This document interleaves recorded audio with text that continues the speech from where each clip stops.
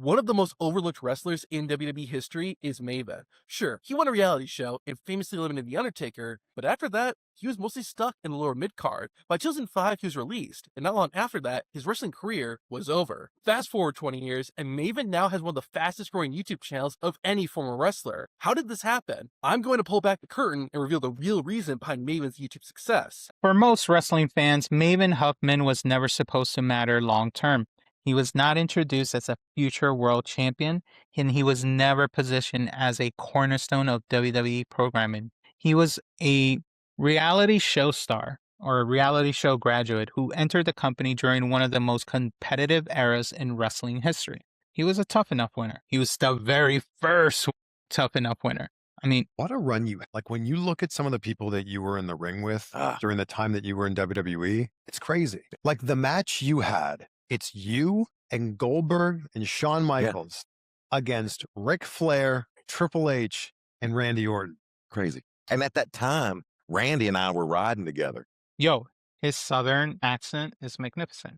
What up, Ray? What's going on, Ray? So, we're wrestling each other technically, and then we're chopping it up in the car afterwards. I'm in there with obviously HBK, one of the goats of the business, and then Goldberg, who at the time did not have, a good relationship with a lot of the boys just because of ego, jealousy.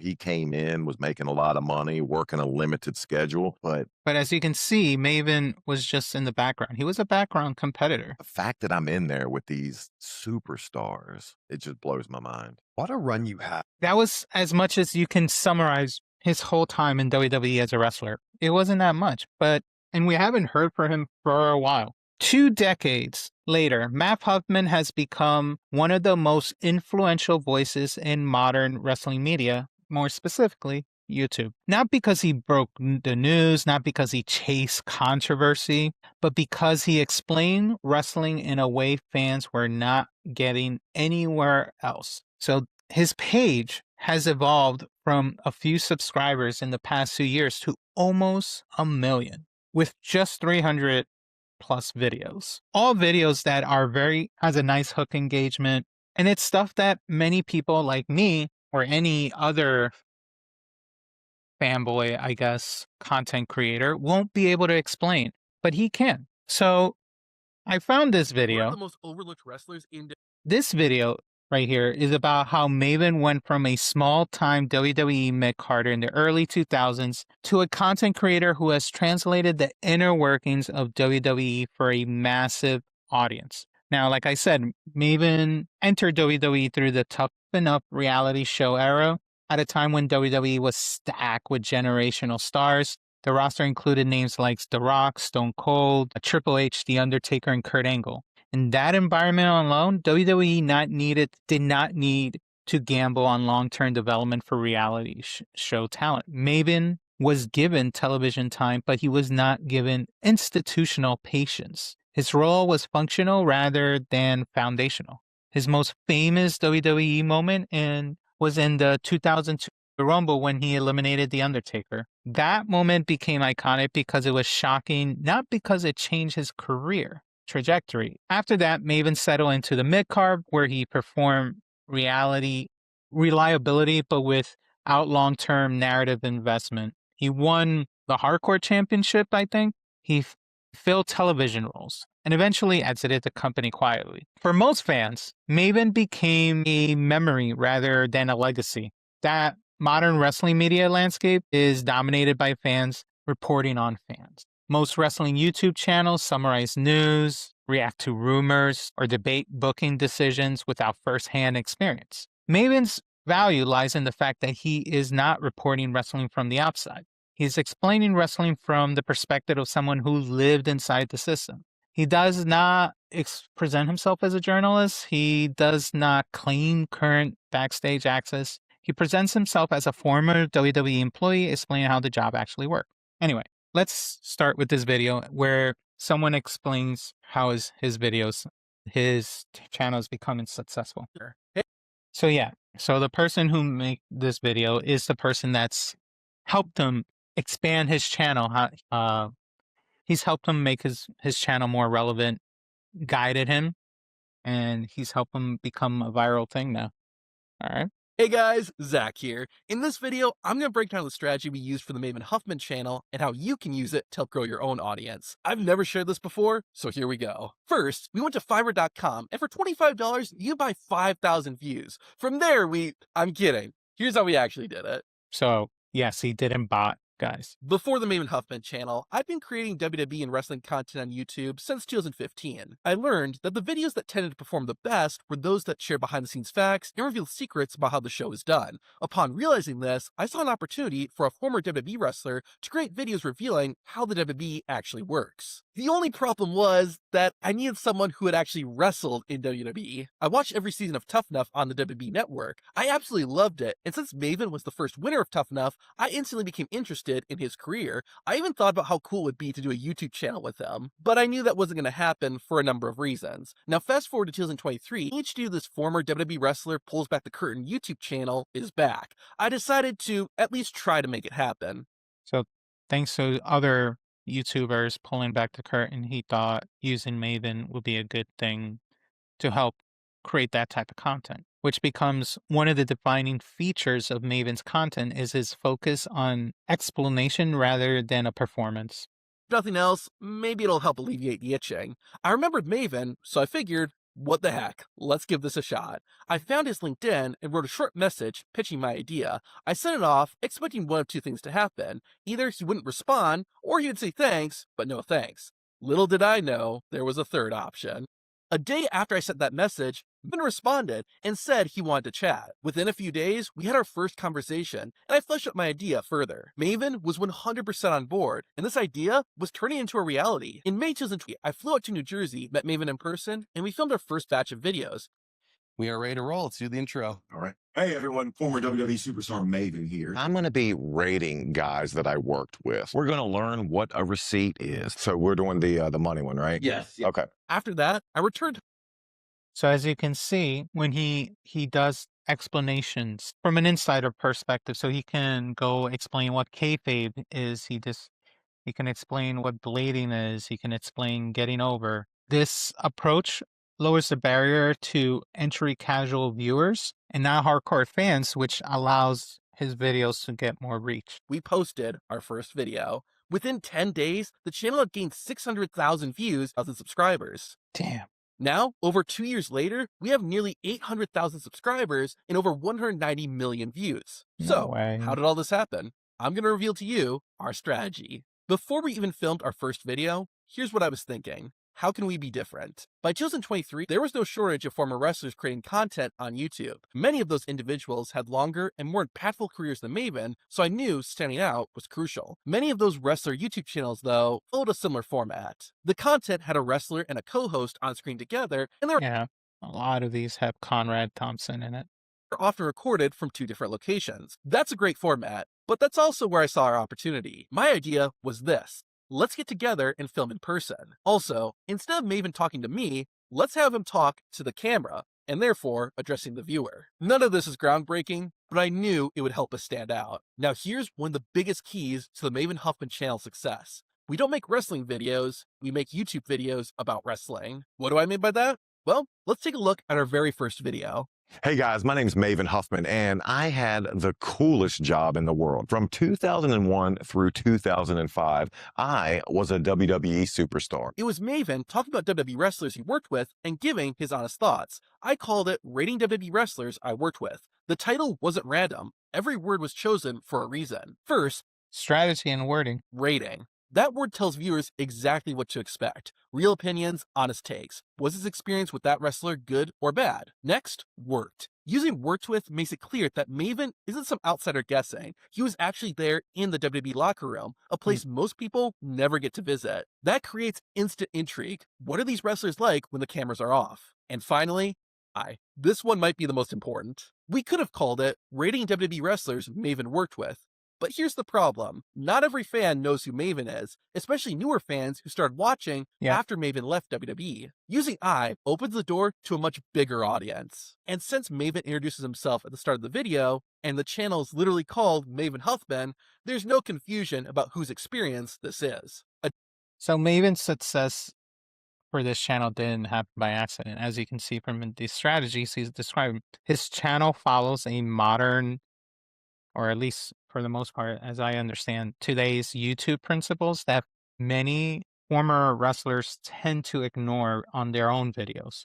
They are framed in the first person perspective to empathize the lived experience, which a lot of people can probably draw to when they see his videos, his title of his videos, and what he talks about. Additionally, using pronouns like I and my help make the video feel more genuine and personal. That's why you'll see so many YouTube videos start with, I did this. Now, a lot of the Maven Huffman channel success comes down to smaller things stacked up. I like to say the big picture is 1,000 smaller pictures. So what are those smaller pictures? Maven and I always try to add something to look at in every video. A great example is in how much money did I make as a WWE wrestler. At first, I was just going to put the amounts of money Maven made as numbers on screen. But then I thought, wouldn't it be better if we actually showed the money? Of course. Wow. What? That's actually smart. Thumbnails are emotionally direct to communicate. I don't have $800,000 lying around, so we use prop money instead. Not only did it make the video more enjoyable and better communicated, but we also used the prop money in the thumbnail, and that video went on to get 2.5 million views. Another example of using visuals is in our sit-down interviews. Instead of Maven just asking questions, we have a stand with the questions written out. That way, every time he pulls a page, it feels like a reveal. What's he going to ask next? It's a small detail, but it makes the videos more engaging. Another important part of the Maven Huffman channel. Maybe something I can look into for my next interview. His different formats for his video are hitting it very well. I don't know. It's definitely different from what other wrestler content creators are doing. For instance, on August 1st, 2025, we posted a video of Maven reacting to the Netflix series WWE Unreal. The next week was more of a candid vlog-style video of Maven going around a parking lot and interacting with fans at WWE's SummerSlam event. Then, the week after that, it was more of a podcast-style video. Now, it is important to maintain... Okay. So he did different formats, but he's to avoid that visual stagnation of the same video over and over. So he tried different things, which is cool. Okay. Consistency in your content so viewers know what to expect. However, having different types of content has allowed us to keep the channel fresh and keep viewers intrigued since they don't know what's going to be posted next. Another part of our secret sauce is something I just did 15 seconds ago when I said this. The next week was more of a candid vlog-style video of Maven going around a parking lot and interacting with fans at WWE's SummerSlam event. I specifically said WWE's SummerSlam event rather than just SummerSlam, so that even casual viewers who aren't as familiar with WWE would be able to follow along. There are a lot of insider wrestling terms, so on the Maven Huffman channel, we always try to explain them so that everyone can follow along. This helps us expand our reach and therefore increase our views. Something else that's helped us a lot is our upload schedule. The channel started in July 2023. We have posted a new video every single Friday. This consistency accomplishes two things. I mean, everyone's told me different things about schedules and how many times he should post. I think for him, though, it's different because he has such an insider information type of content that he can sacrifice not uploading every time. And once he does the few ones and people understand, they'll just wait for him. It's fine. Look at that. 1,831,220 didn't. Maven's botches and bloopers. Well, I guess that one didn't do so hot, but thing. One is that people know when to go to our channel for new videos. Second, watch Friday. I'm craving for some Maven. Look at that. Thank you, Maven, for giving me something to watch during my lunch break. Videos becomes a habit for people, and we see that in our my Friday is my favorite day because of Maven posts. Comments. Now, all of that is important, but there is one other secret, the biggest one. Without this, the whole thing would fall apart. That secret is Maven. I remember thinking when I first went to film with Maven that I would need to give him some time to get used to talking to a camera, since it's not something that's natural. Once we got rolling, I knew we had something. Maven has such a great speaking ability and on-screen presence, and that's one of the biggest reasons the channel took off as fast as it did. He is very natural when he talks. He's very good at talking to the camera, connecting with that audience. That's one thing I like about his channel too. Of course, Maven's experience and insight as a WWE wrestler are very important tools too, and without them, my ideas would remain just that, ideas. To be clear, what I've shared can help anyone in any YouTube channel, not just Maven's. I'm also going to share more information on this channel to help grow your YouTube knowledge. Subscribe to stay in the loop, and I'll see you in the next one. So his stories do tend to remain real, and it is all personal experience, which simply allows him to perform great in his channel, which it's worked for him. Yet there are some people out there that he with all the popularity, he does have some critics, and some critics argue that Maven presents himself as an insider beyond his actual experience. I mean, it is important to clarify what he does and does not claim. Maven does not claim current WWE access at all. He does not claim influence over modern booking decisions. He explains how WWE systems felt from the performer's perspective, from his perspective at the time.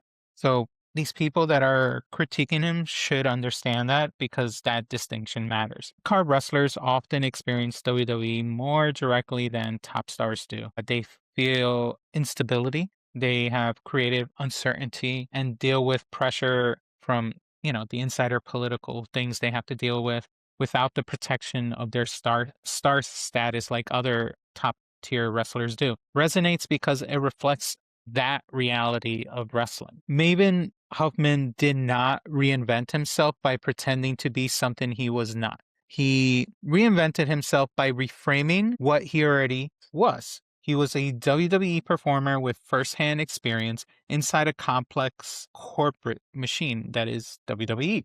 He was never the face of the company, but he was close enough to see how it functioned. His YouTube success demonstrates that wrestling fans want more than rumors and outrage. They want an explanation, they want clarity, they want context. Maven provides that.